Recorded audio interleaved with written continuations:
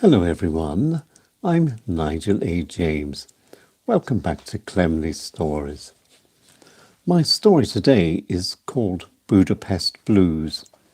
It happened many years ago. I was there, and so here is the story.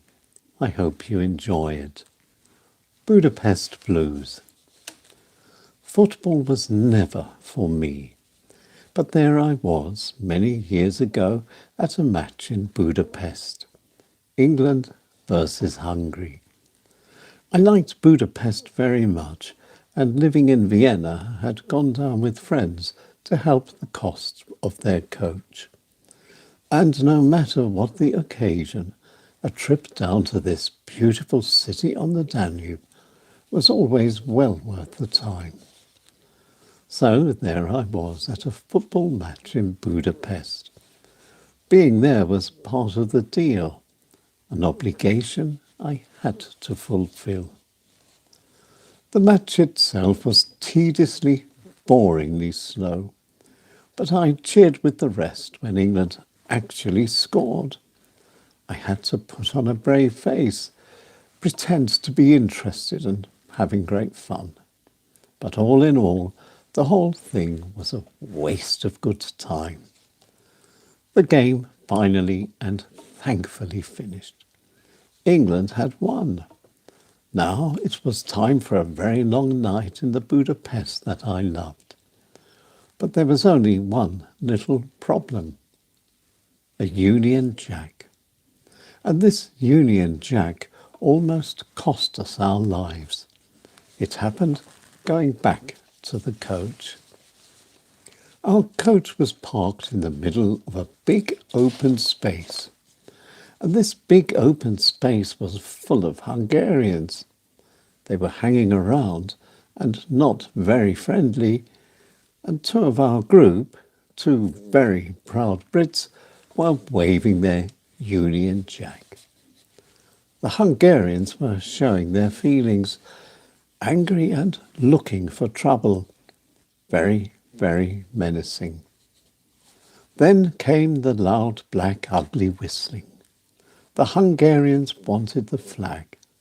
Things had turned rough. Grabs were made for the flag, but we managed to get back to the coach with the flag. We were quickly on board. Then came the missiles. Bottles, cans and stones and everything else one can imagine that's throwable. I felt sure the windows wouldn't survive. The shouting and the hissing were deafening and threatening. We were in great danger. Then things began to get worse. We felt the coach starting to rock.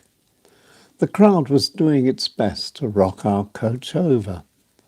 But the coach stood its ground. We were clearly, thankfully, too heavy. The jeering and shouting and the black, ugly whistling continued. We were stuck fast in the middle of aggression. The crowd was determined. Then, not a moment too soon, an army of long black leather coats came out of the shadows. Then, as if following an unspoken command, the crowd started quietly disappearing. We were free to go on our way. Now, a strong whisky was all that was needed. The embassy bar was a blessing. My first scotch was a triple, the next two as well. I got talking. Had they been to the match? Certainly not. Meanwhile, at the other end of the bar, the two with the flag were being toasted as heroes, saving the flag and all that. Stupidity? Next day, on the way home, the two with the Union Jack took their seats at the back of the bus.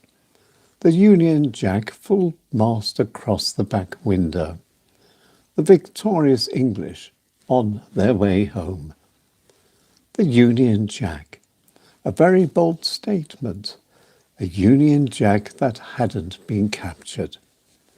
And I had a touch of the Budapest Blues.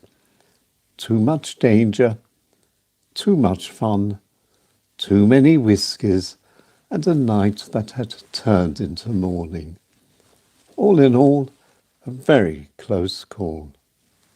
Budapest Blues, a long time ago. And that's my story for today. Thank you very much for listening. Thank you for watching. Thank you for clicking my way. I'll be back again soon with yet another story. Until then, bye-bye for now.